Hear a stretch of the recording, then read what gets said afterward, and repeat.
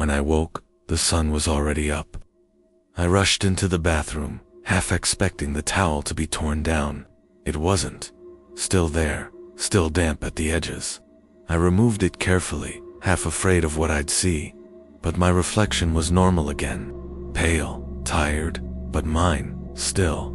I couldn't shake the feeling that something had watched me all night. I found Delaney outside, sweeping the dust off the concrete in lazy strokes. "I think I saw something last night," I said. He didn't look. Up, in the mirror. I hesitated. "Yeah, did it see you?" "No, I don't think so." He paused, sweeping. "Then you're lucky. What would have happened if it did?" He finally looked at me, and for the first time, there was a flicker of emotion behind his eyes. Fear. "You wouldn't have woken up in this room." The rest of the day passed in that same strange, too quiet haze. I didn't try to leave again. Something told me the car still wouldn't start. I considered walking out into the desert, but the horizon stretched too far, too empty, like it would swallow me whole if I tried. Around sunset, I sat outside again, staring at the motel office. Something about it nagged at me. The sign still flickered even though I never saw a power line nearby. There were no other guests. Yet Delaney acted like I was just another check-in, and then I noticed something that made my stomach twist. The office window, slightly reflective, was showing me, but I wasn't moving. I stood up fast, walked toward it, but by the time I reached the glass, the reflection had corrected itself. Still, it had been delayed. Like it was watching before, it remembered to mimic me. I went back to room 12, locked the door, double-checked the mirror, left the bathroom light on, and sat in the dark with the rules in my lap, reading them over and over, trying to find a clue to what was really going on here. Then, I noticed something. A small line had been added to the bottom of the list. Same typewriter font. I could have sworn it wasn't there before. It read, "You've seen it now. Be careful not to blink at the wrong time." The new line on the rule sheet stayed burned into my mind. Be careful not to blink at the wrong time. I didn't know what that meant, but I started noticing something else.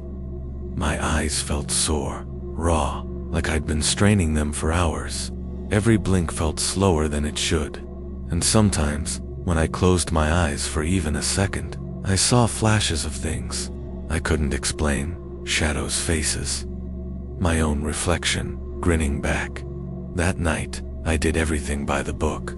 Lights on in the bathroom, mirror covered, TV unplugged, but I couldn't sleep. Not with my eyes like this.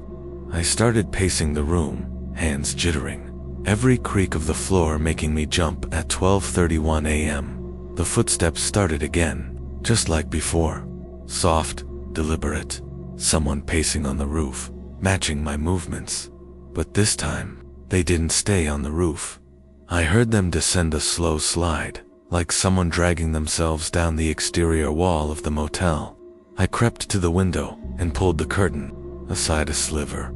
The parking lot was empty, but the footsteps were louder now, closer than I remembered. Rule to avoid room 6. It appears vacant. It is not. My heart dropped. From my window, I had a clear view of room 6. The door was cracked open, just enough to see movement inside. Someone or something was standing just beyond the doorway, still watching. I couldn't make out a face, only the shape. Wrong proportions. Like someone wearing a skin suit, a size too small. As I watched, a second figure stepped into the light, identical. Moving in perfect sync, they turned their heads toward me, even from that distance. I was sure of it, I snapped. The curtain shut, then came the sound I dreaded. 3 knocks, not at my door, at the wall. The shared wall between my room and room 6. I backed away, heart punching my ribs. I didn't know what to do. Called Delaney, run outside, but the rules didn't say what to do. If room 6 came to me, the knocking stopped. Then, scraping dot like long fingernails dragging across the drywall, tracing symbols I couldn't see. I stared at the clock. 2:13 a.m., and then the TV turned on, even unplugged. It sparked to life. Straight to channel 3. My skin turned cold. The screen showed nothing but static at first, then flickered to a live feed room 12. My room. My bed. The angle was from above, like a security cam buried in the ceiling. I saw myself standing in front of the television, on the screen. The same way I stood now, but I wasn't moving. My TV self slowly tilted its head, and smiled. Not like me, not even close. It started walking forward, closer to the screen, closer. I turned away, yanked the towel off the mirror, and pressed it against the TV. It didn't matter anymore.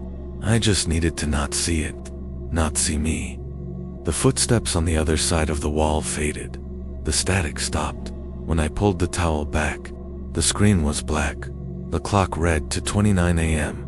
By morning, my eyes were bloodshot and dry.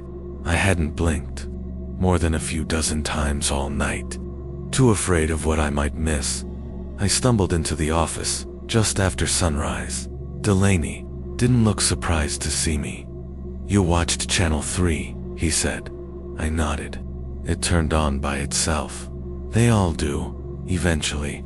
He slid a cold bottle of water across the counter. I didn't ask where it came from. I drank. "They're testing you," he said after a moment. "Who?" He looked me dead in the eye. "The ones that remember." That word stuck in my chest like a splinter. "Remember what?" I asked. Delaney didn't answer. He just nodded toward the door. "Sun's up. Stay inside until noon." That's not on the list. It should be. I left, clutching the rule sheet tighter than ever, and when I got back to my room, there was something new under my door. A photograph faded, old. It was me, standing in front of room 12, smiling, but my hair was longer, and the photo was dated. August 3rd, 1991. I stared at the photo for a long time. My fingers trembled as I turned it over. The date was written in blue ink, slightly smudged. August 3rd, 1991. That wasn't possible. I wasn't even born until 94, but it was me in the photo. I knew my own face. Same eyes, same scar above the right eyebrow from falling off a bike. As a kid, the exact same flannel shirt I had packed in my duffel only in the picture. It looked sun-bleached, older. I checked the parking lot. Still empty. No cars. No footprints. I scanned the motel office window, but Delaney was nowhere to be seen. Back in the room, I tore through my duffel bag. I found the flannel shirt, brand new, tags still faintly stitched inside. The picture made no sense, unless I pulled out the rule sheet again. Nothing new this time. No extra line. No smirking additions. But something told me I was being watched. I opened the nightstand drawer.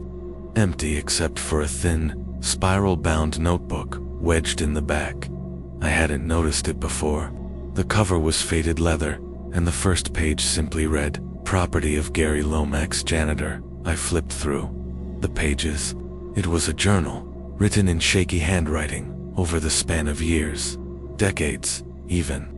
The entries weren't dated, but some had timestamps in the margins. Most were short. Notes, observations, warnings. Don't sweep the sand inside. It moves on its own at night. Channel 3 showed my daughter last night. She's been gone 20 years. Delaney wasn't here yesterday. The man behind the desk had no face. Room 6 hums when it's hungry. Other entries were more frantic, scrawled over entire pages, as if written during a panic. I forgot Rule 3.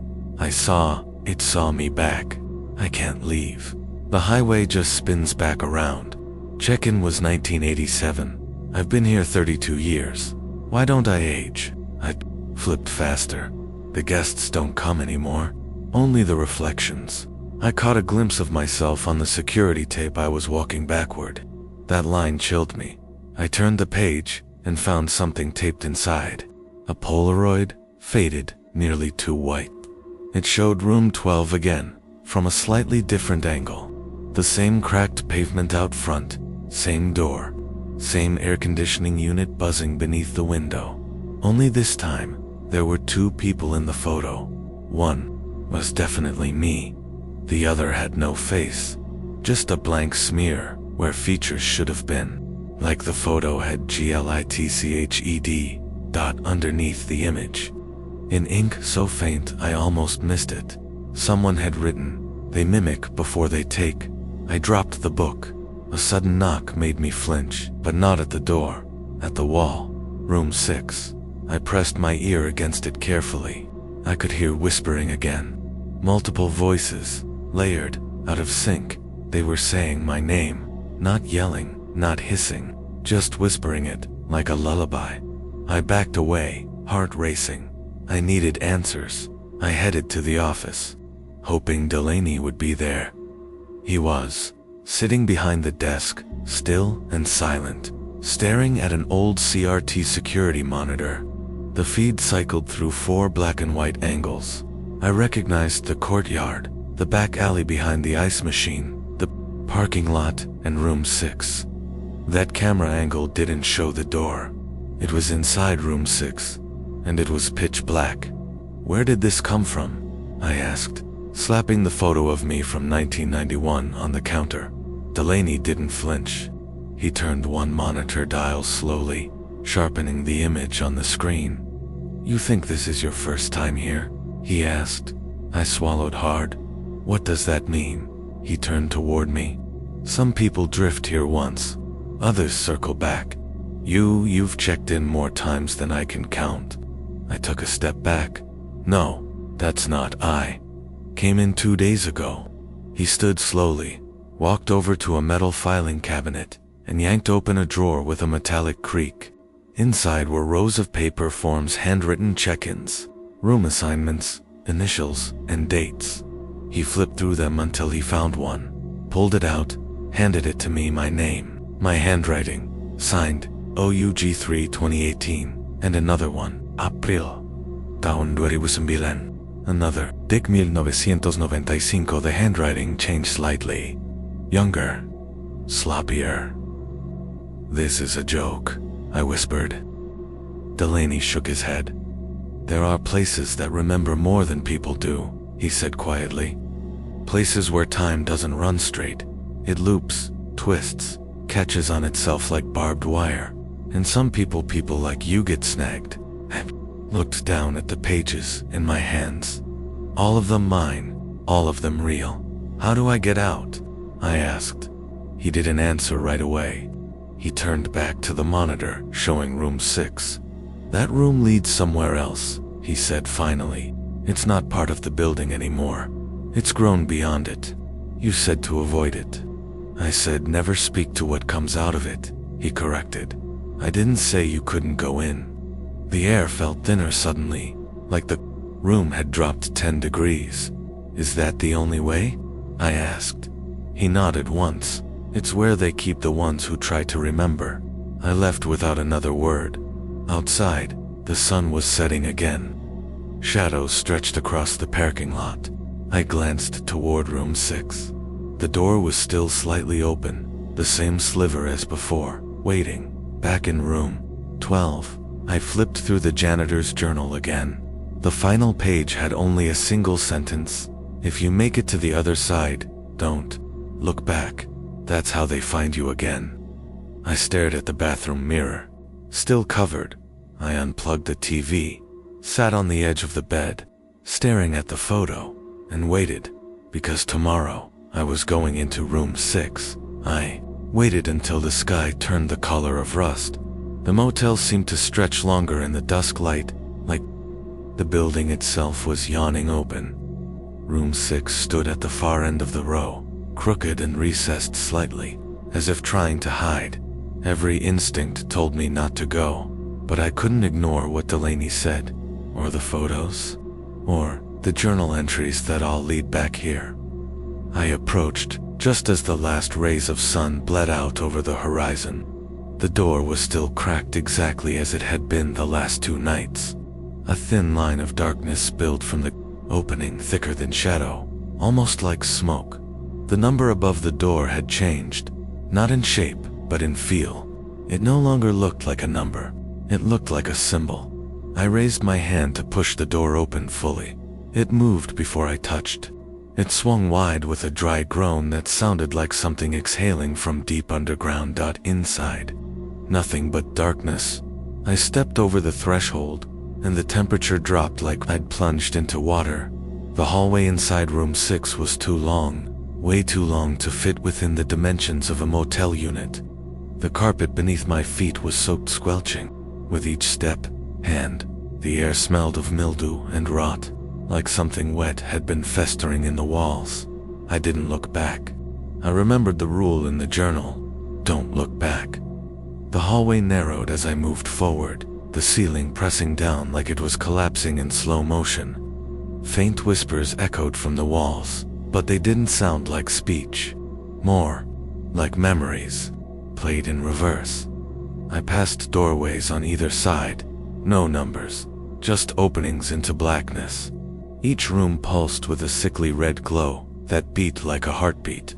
I didn't stop, didn't look in. Then I saw it. The mirror at the end of the hall, freestanding like an altar. It was framed in warped metal, the glass rippling like water, and it showed not my reflection but versions of me. Dozens, hundreds, all slightly wrong. One was bald, another had eyes too large. One smiled when ID and single quotes to one, was walking toward me. From inside the mirror, I turned to run, but the hallway was gone. The door I came through had vanished. The motel itself had disappeared. All that was left was the mirror and the thing stepping out of it. It had my shape, my height, my walk. But as it drew closer, I saw the differences. Its skin was cracked, flaking like old paint. Its eyes were deep voids, swirling like holes drilled into glass. And it smiled the same wide, unnatural smile I'd seen in the bathroom mirror. It raised its hand. I did not. It cocked its head. I stayed still. "You've been here a long time," it said, using my voice, but wrong like a recording played backward and sped up. I backed away, step by step, but the space behind me didn't change. No matter how far I moved, I stayed in the same circle of rotten carpet and flickering red light. The thing kept speaking. "Each version of you leaves a stain. You shed yourselves like skin. The rules don't protect you forever. They only slow the bleeding." "What are you?" I asked. My voice barely a whisper. It smiled wider. "I'm the part that stays when you leave. The echo. The remainder. You've met pieces of me before. Reflections. Footsteps. Knocking. I am what happens when you remember." Then, it lunged. I threw myself to the side, hitting the floor hard. The thing collided with the wall, but there was no impet's body, passed through like smoke, and reformed instantly. I scrambled to my feet and ran into one of the side rooms, slamming the door behind me. Inside, blackness, until my eyes adjusted. The room was filled with TVs, old, boxy, stacked to the ceiling. All turned off, then one turned on, then another, then all of them. Each screen showed a version of me in room 12, sleeping, eating, pacing, breaking rules. One by one, they showed what happened afterward. Some of me vanished mid-step. Some screamed as something unseen dragged them through the mirror. Some simply stopped moving, eyes open. Each version ended the same way, with room 6's door cracking open behind me. The sound of breathing. I turned slowly. The copy was there, but it was melting now, like wax beneath heat. The eyes sagged, the smile drooped. It flickered in and out, like a damaged projection. "You're too close to knowing," it gurgled. "Too close to becoming." Then it screamed. A sound like shattering glass mixed with a train brake and something alive. I dropped to my knees, covering my ears. The TVs began to explode one by one, sending shards of glass and static into the air, and then silence. When I looked up, I was alone. The TVs were gone. The room was gone. I was back in room 12, lying on the floor, gasping for air. The clock read 4:03 a.m. Past the danger window, I crawled to the mirror. The towel had fallen off, but the glass was empty. Just a normal reflection. Just me, pale, sweating, shaking, but me.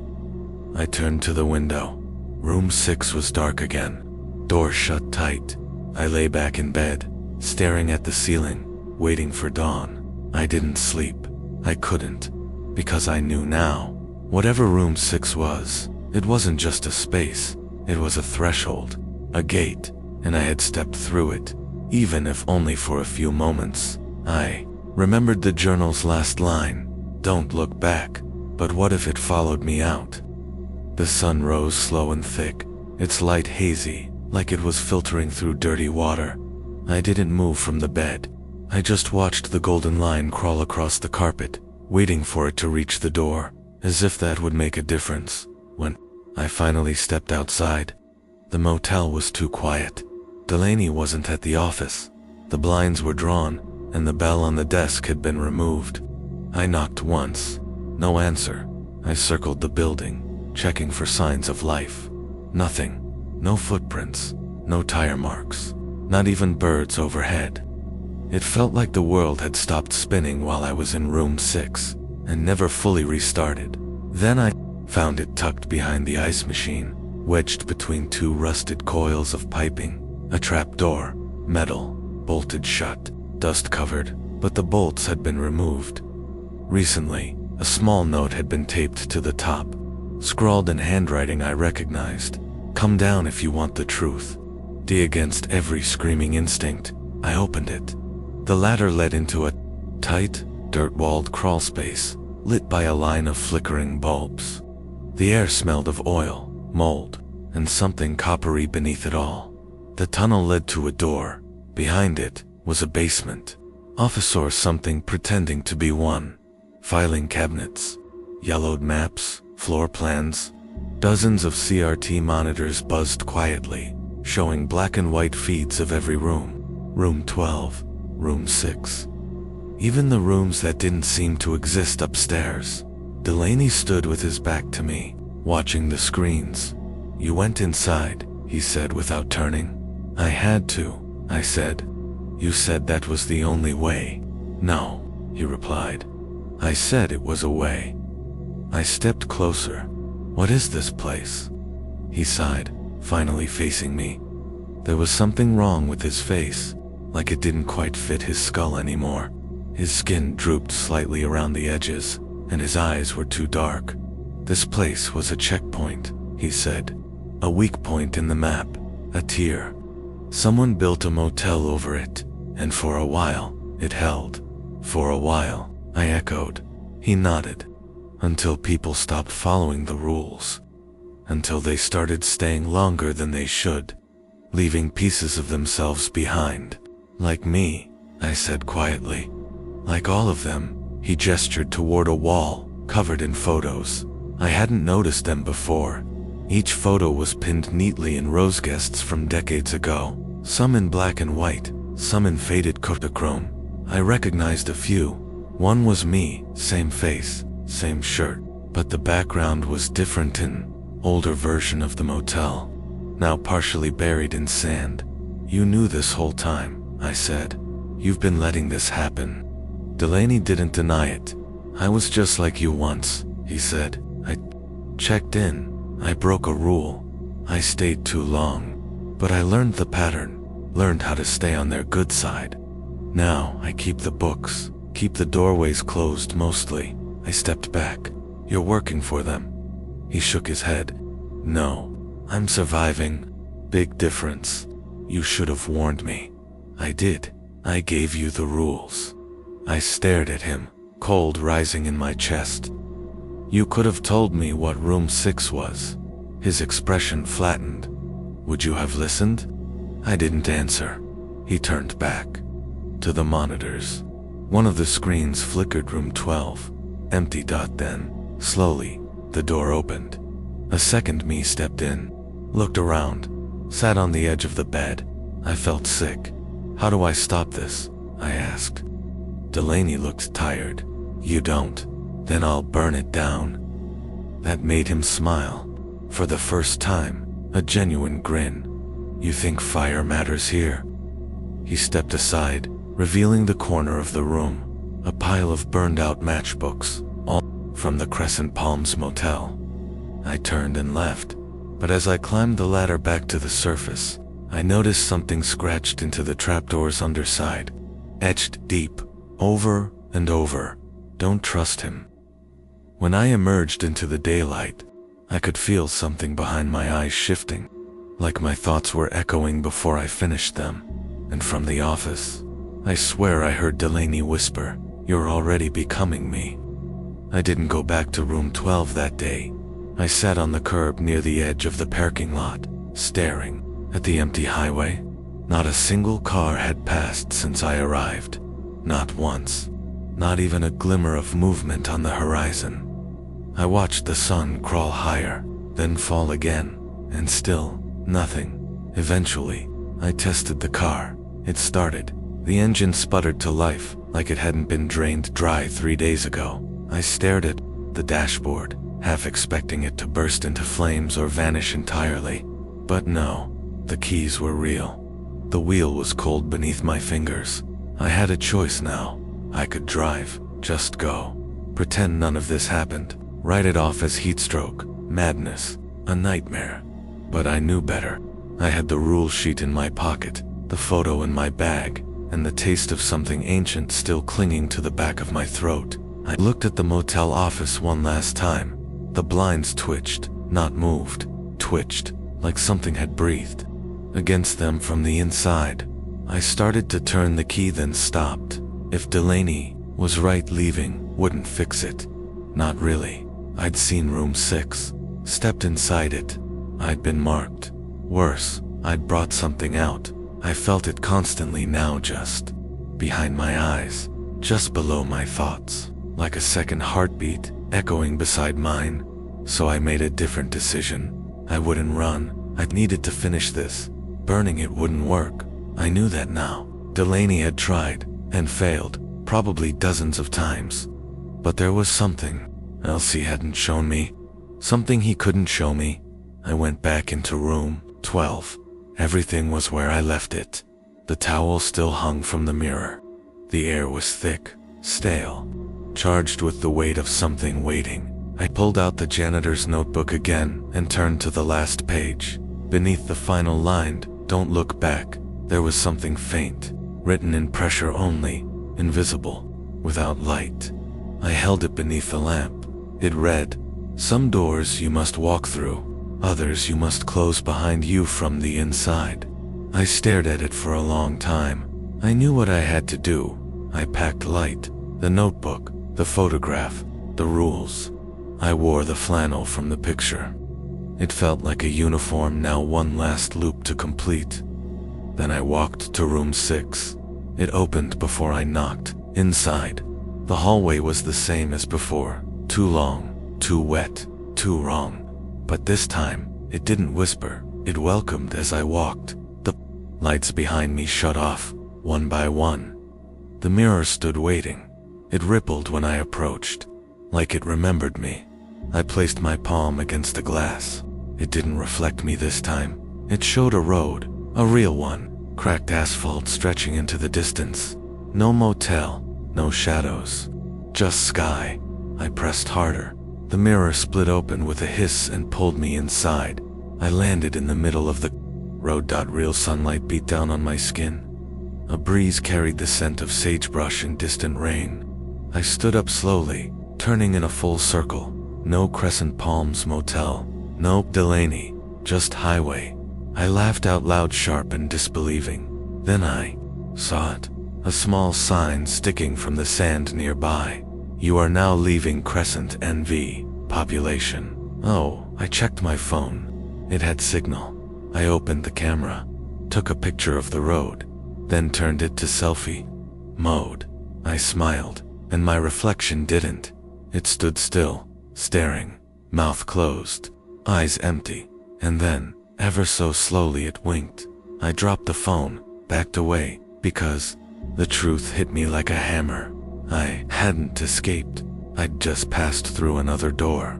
One step further, one layer deeper, a new loop, a wider cage. I could hear it now, static creeping into the wind, like the motel's signal was still broadcasting inside me, like it never needed walls to hold me, just memory, just rules.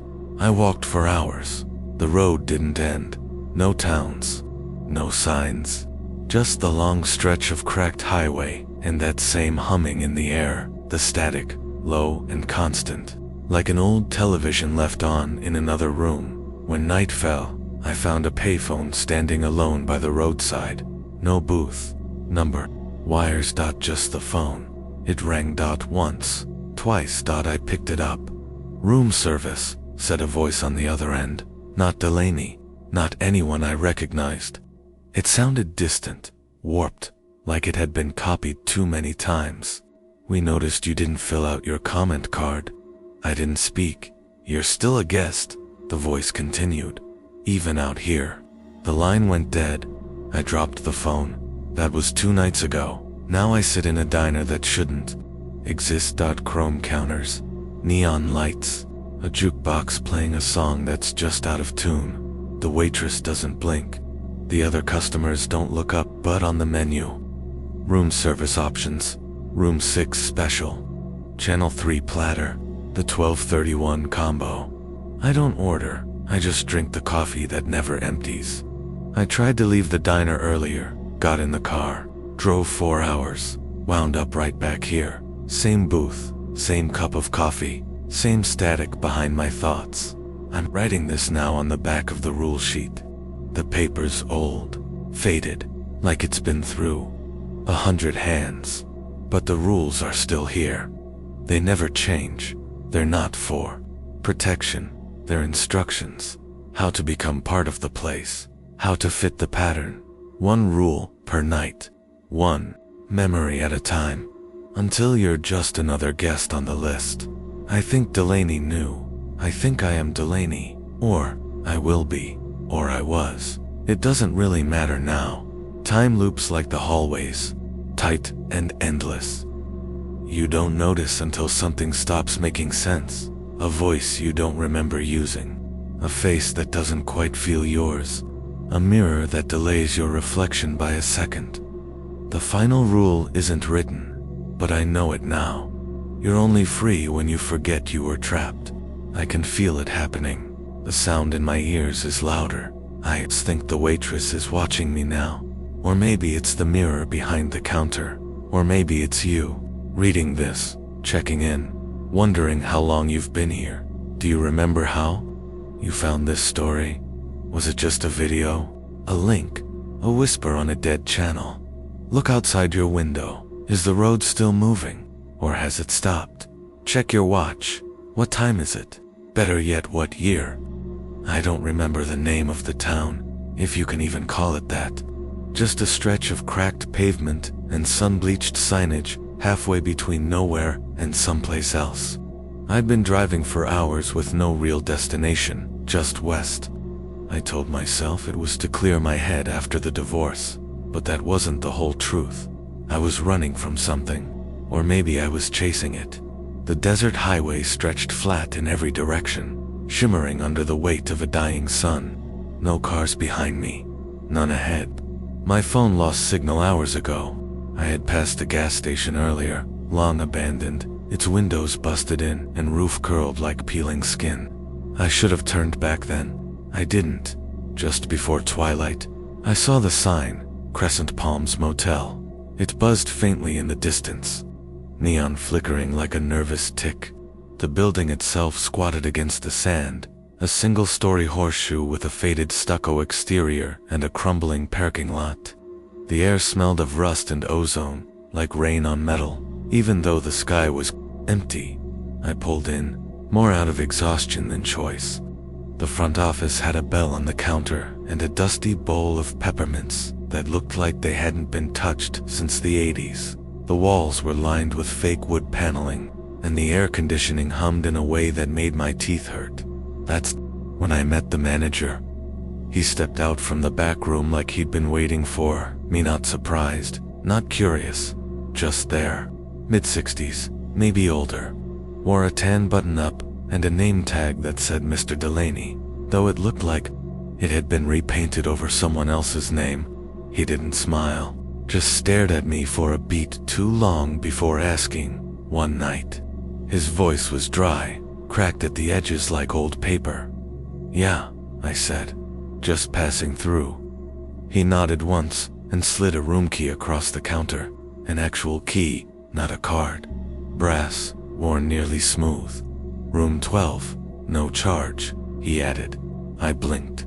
"Sorry." He looked at me, expression unchanged. "It's been handled." I wanted to ask by who, or what that even meant, but my tongue felt heavy. A moment passed, then another. I took the key. The room was exactly what you'd expect. Thin floral bedspread, old CRT television, a microwave that groaned when I opened it. Still, it felt off, like the walls were too close together, like the corners weren't quite square. The window looked out over the empty desert, and for a second, I thought I saw something shift between the dunes. Just heat, I told myself. I should have left then. Instead, I unpacked my bag. Just a few clothes, a toothbrush, the half-finished paperback. I never seemed to get past chapter 5 in. I showered in lukewarm water that smelled faintly of copper. By the time I lay in bed, the desert outside had gone silent completely, unnaturally silent. No wind, no insects, no distant howl of coyotes, just stillness. I didn't remember falling asleep, but I remember waking up. The clock on the nightstand read 3:12 a.m. Someone was knocking at the door. 3 slow knocks, then silence, then a voice, low and calm. "You shouldn't be here." I didn't move. I lay there under the coarse motel, blanket hard hammering against my ribs, straining to hear something, anything, but the desert was still silent, too silent. The kind that presses into your ears and makes you think you've gone deaf. Then, again, 3 slow knocks, and that same voice, like a whisper under gravel. "You shouldn't be here." I sat up, staring at the door. My mind scrambled for a reasonable explanation. Another guest, a drunk, someone playing a prank. But something in that voice felt wrong, not angry, not threatening, just certain. I stayed frozen until the knock didn't come again. Minutes passed. I must have drifted back to sleep eventually, because the next thing I remember is sunlight bleeding through the blinds, orange and heavy like syrup. I pulled the door open, half expecting to see footprints or a prank. Left behind, nothing, just dust. The kind that hadn't been disturbed in hours, maybe days. Still, I told myself it was a dream. Long drive, desert heat, old motel, my mind playing tricks. I headed to the front office. Delaney was behind the desk again, same clothes, same blank expression, like he hadn't moved all night. "You sleep all right?" he asked. I hesitated. "Someone knocked on my door last night." He didn't blink. "Which room are you in? 12? He looked past me, out toward the line of rooms. "That room tends to draw attention." "What kind of attention?" He reached under the counter and pulled out a laminated sheet of paper, yellowed at the edges, like it had been there a long time. He set it down gently in front of me. "This place isn't like most motels," he said. "Things don't work the same. If you want to leave safely, you need to follow these." I picked up the paper. There were 7 rules, printed in old typewriter font. Motel rules: do not answer the door between 3 o'clock and 3:33 a.m., no matter what you hear. If someone knocks, ignore it. If they speak, pretend you're asleep. They will go away. Avoid room 6. It appears vacant. It is not. Never speak to anyone who exits that room. If you see your reflection move independently in the bathroom mirror, cover the mirror with a towel and leave the light on. Do not remove the towel until morning. You may hear footsteps on the roof around midnight.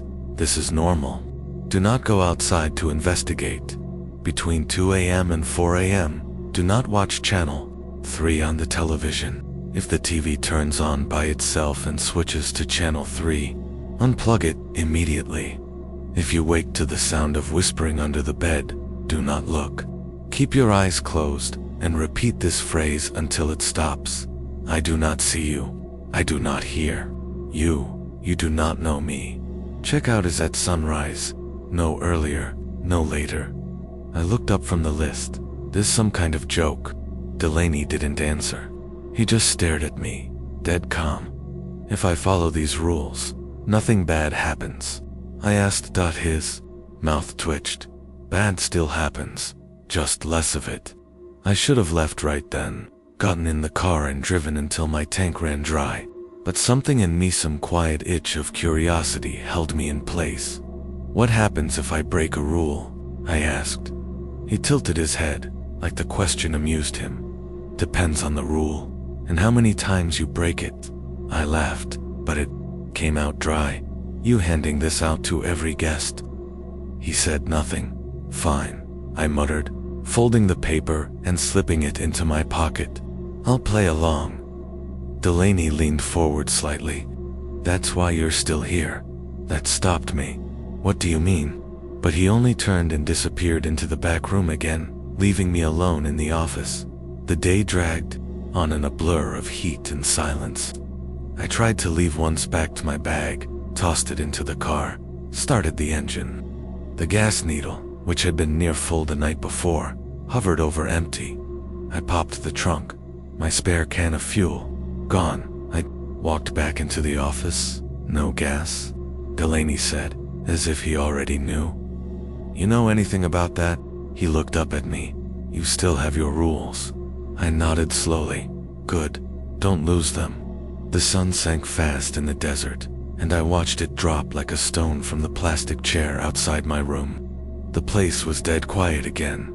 No signs of other guests. Just a broken soda machine by the ice room and an old payphone near the end of the row. I hadn't seen anyone check in or out. I called out once, just to see. Hello? Anyone else here? No answer. Just the wind kicking up sand. Back in the room, I tried to sleep early, but my nerves had other plans. I kept glancing at the clock. 11:42 p.m. I remembered Rule 4, the one about footsteps. Right on cue. I heard them. Soft, careful. Someone walking on the roof, directly above me. I didn't move, just lay there and listened. Then, another sound, from the bathroom. A soft shuffle, like bare feet on tile. I turned my head. Slowly, the light was off, and the mirror was uncovered. I told myself not to look. I remembered the Rule 3 about the mirror, but it was too late. The door to the bathroom was slightly ajar, just enough for me to see the edge of the mirror's reflection through the crack. And what I saw wasn't right. The mirror showed the bathroom just as I'd left it.